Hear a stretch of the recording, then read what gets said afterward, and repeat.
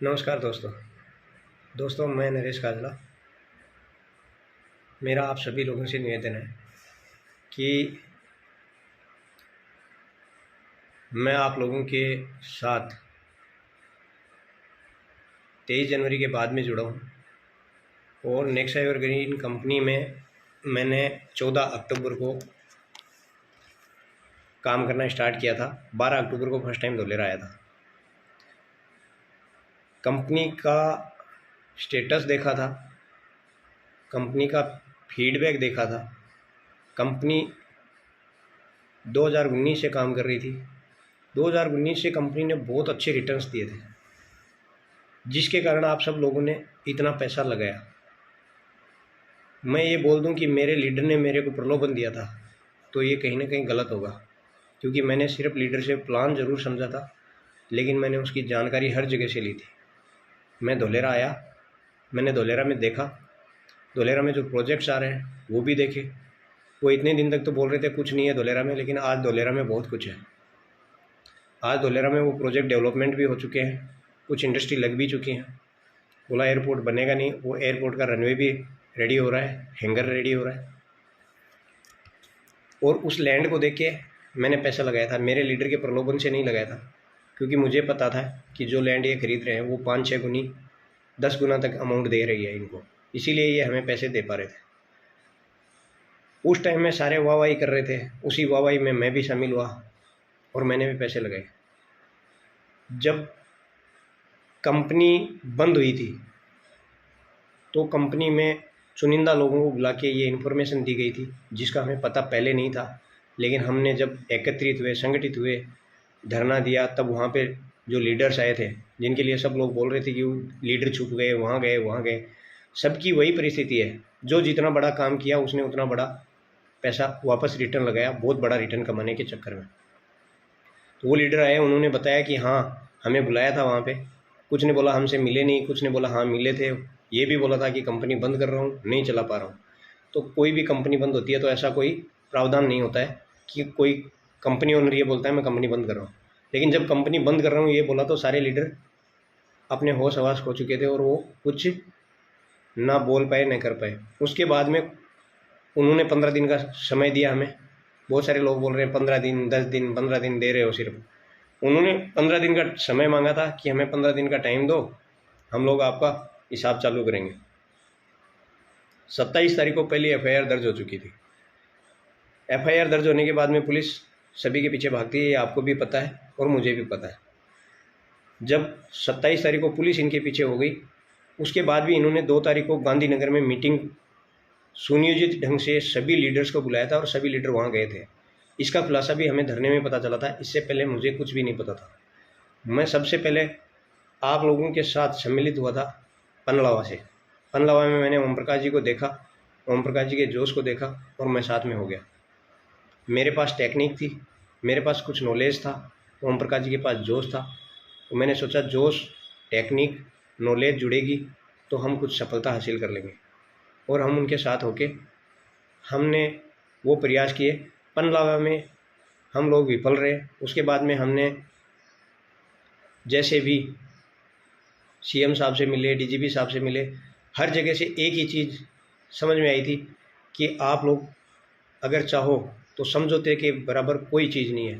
तो हमने एक कमेटी का गठन किया और उस कमेटी के द्वारा हमने इस समझौते के आधार पे हम लोगों ने ये समझौते के आधार की कार्रवाई चालू की, जिसके तहत लोगों ने शपथ पत्र लेना शुरू किया। उस समय हमारे साथ थे ओम प्रकाश जी भी थे, विनोद साहब भी थे, राम सिंह जी भी थे, सभी थे। हमारे पहले मन में ये था कि वो लोग लंदन भाग गए, दुबई भाग गए, उन्होंने दुबई में ऑफिस शिफ्ट कर लिया। लेकिन ये सारी की सारी बातें फेंक साबित हुई। सब लोग अभी एलिगेशन लगा रहे हैं, कोई मेरे पे लगा रहा है, कोई रुगाराम साहब पे लगा रहा है, कोई बोल रहा है मौन हो गए, कोई मेरे और मेरे रुगाराम साहब के पोस्टर बना के घर पे भेज रहे हैं कि स्वर्गीय श्री स्वर्गीय बना के भेज रहे हैं। बड़ी शर्म की बात है कि हम लोगों ने इतनी मेहनत करी है, हर उस व्यक्ति को ध्यान में रख के करी है। कुछ लोगों को ये मलाल है कि घूम क्यों रहे हैं, इनकी बसों का किराया कौन दे रहा है, इनके होटल का पैसा कौन दे रहा है। तो इस तरह के एलिगेशन लगा के क्या साबित करना चाह रहे हैं आप लोग। मैं आज ये वीडियो इसलिए बना रहा हूँ ताकि आप लोगों को प्रकाश डाल सकूँ कि अभी तक क्या किया है।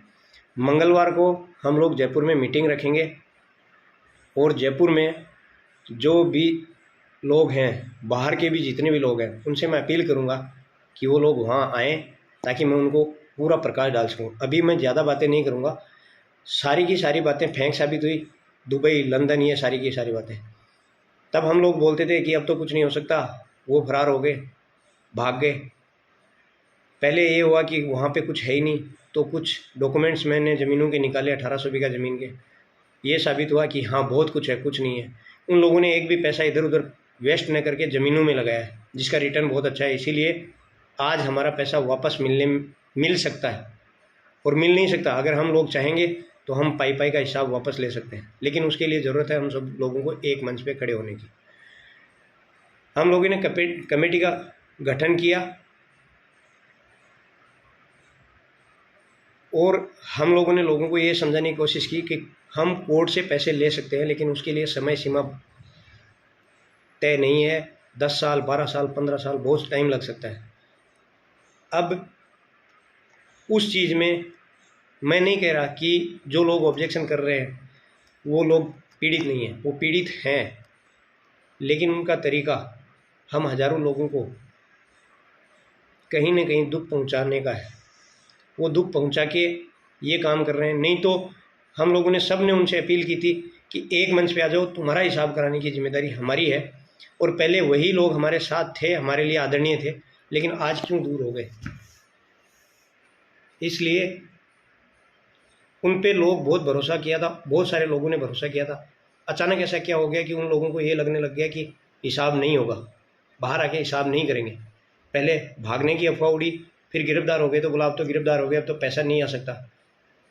तो मैंने कुछ रजिस्ट्रियाँ करवाई, ये प्रूव करने के लिए कि हिसाब हो सकता है और हम सब मिलके कर सकते हैं।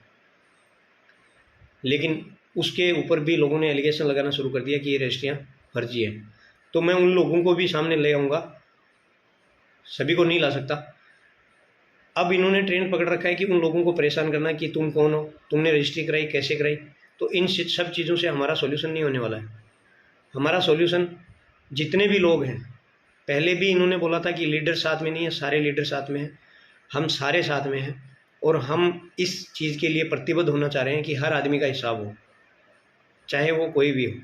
जो पीड़ित है, जिसका हिसाब निकलता है, उसका हिसाब हो। उसके लिए कुछ लोगों का ये मानना है कि कमेटी का गठन गलत हो गया, तो हम कमेटी में नए प्रावधान करेंगे। हर स्टेट से 2 व्यक्ति लेंगे और उनके कहने के मुताबिक हिसाब होगा, और हिसाब 100% होगा। आप लोगों ने मेरे पे भरोसा किया है।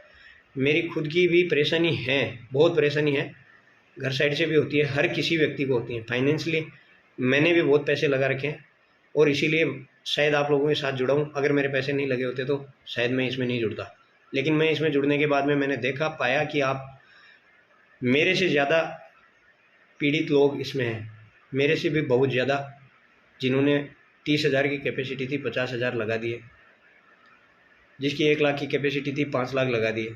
उन लोगों के लिए हम सब लोगों ने संगठित होकर ये प्रयास किया था। लेकिन आज कहीं ना कहीं हर आदमी का स्वार्थ नज़र आ रहा है। हर आदमी का ये नज़र आ रहा है कि 2 पैसे अगर डीएलसी से आते हैं तो पहले मेरे को दिए जाएँ, पहले मेरे को दिए जाए। तो इस चीज़ का निस्तारण कैसे हो? हमने कुछ अलग सोचा था, लेकिन वो सोचने को पूरा होने में बहुत सारी पीड़ाएँ आ रही है। और रही बात डीएलसी की, वो सारा का सारा मंगलवार की मीटिंग को होगा। मैं आप लोगों से ये तो नहीं कह सकता कि कल, परसों, 10 दिन में, 15 दिन में, नहीं, मैं नहीं कह सकता, क्योंकि जब हम कोर्ट में चले गए हैं तो वो कोर्ट डिसाइड करेगा कि कितने दिन में बाहर आएंगे। लेकिन हाँ, मैं आपको ये वादा कर रहा हूँ कि आपका हिसाब जो मैंने ज़मीनों से चालू करवाया है, वो ज़मीनों की रजिस्ट्रियाँ बंद नहीं होंगी। लेकिन ये मत करो कि पहले मेरी, पहले मेरी। इसके लिए हम मंगलवार को जयपुर में मीटिंग रखेंगे और सबका, सारे का काम चालू रहेगा। किसी को पैसे की ज़रूरत है, अब आप लोग अगर साथ दोगे तो ये काम जल्दी हो जाएगा। अगर पूरी की पूरी लैंड भी बेचनी पड़ी, मेरी जो लास्ट टाइम में बात हुई थी उसमें पूरी लैंड 1800 बीघा बेचनी पड़ी, तो वो बेच के भी हर आदमी का हिसाब होगा। लेकिन आप लोग जब साथ दोगे तब। इस तरह से हम ये सोचें कि नहीं, उनको अंदर रख के हिसाब कराना है, वो बाहर आके ही क्यों दें, अंदर से क्यों नहीं दें। तो ये सारी चीज़ों के लिए मेरा आपसे निवेदन है कि एक बार फिर से, जब आप लोगों ने इतना भरोसा किया है और जो लोग ये डायलॉग मार रहे हैं भरोसा करो, तो उन लोगों के लिए भी मैं ये बोल रहा हूँ कि भरोसा जो वो चीज़ है जो अनहोनी को होनी में बदल देता है। जब आप लोगों ने इतना भरोसा किया है, पहले कंपनी पे इतना भरोसा था तभी तो लोगों ने इतने पैसे लगाए, आज वो ज़मीन पड़ी है, अमाउंट्स भी ज़मीन को कन्वर्ट करोगे तो अमाउंट्स भी आएंगे, लेकिन कोर्ट और कचहरी में जाओगे तो फिर वो फैसला कोर्ट और कचहरी से होगा, तो टाइम उनका होगा, हमारा नहीं होगा। अब अगर हम लोग एक साथ होते हैं तो मेहरबानी करके एक मंच पे आके एक बार सभी मंगलवार को मीटिंग में आओ, मैं भी आऊँगा और वहाँ पे हम ये डिसाइड करेंगे कमेटी का पुनर्गठन और हिसाब कैसे होना है, उसकी प्रक्रिया निभाएंगे। हिसाब होना चालू हो गया है, रजिस्ट्रियाँ होना चालू हो गई है, पेमेंट से नहीं हुआ है क्योंकि पेमेंट्स अकाउंट सीज हैं, उसका प्रोसेस लंबा है, उस प्रोसेस को हम खुद सुलझा सकते हैं, वो आपको भी पता है और मुझे भी पता है। अगर हम एक हो गए, सारे लोग एक हो गए, तो उस चीज़ के लिए बहुत सारा प्रावधान है। आज कहीं पे भी चले जाओ, चंद लोगों के अलावा, चंद स्वार्थी लोगों के अलावा, अगर मैं किसी वकील साहब के पास, किसी अधिकारी के पास जाऊंगा तो उनको इस कंपनी के बारे में इतना नॉलेज नहीं है जितना कि जिन लोगों ने पैसा लगाया उनको, कि इतनी ज़मीन पड़ी है, ये है सब चीज़ें। अगर उन लोगों को भागना होता तो इतना अमाउंट्स था, क्लोज करने के टाइम में किसी के खाते में डालने की ज़रूरत नहीं थी, ज़मीन की डिटेल्स पूरी की पूरी देने की ज़रूरत नहीं थी, इस केस को वो लंबा भी खींच सकते थे, लेकिन उनको वो देना चाह रहे हैं। तो आप लोग मेरा साथ दो। मुझे अगर आप लोग ये बोलोगे कि मैं गलत हूँ तो मैं सही साबित करने के लिए अपनी गर्दन तो काट नहीं सकता, लेकिन आप लोगों को रजिस्ट्रियाँ चालू करके दिखा दी है और बाकी रजिस्ट्रियाँ भी चालू रहेंगी, हिसाब चालू रहेगा, लेकिन आप लोगों के साथ की ज़रूरत है।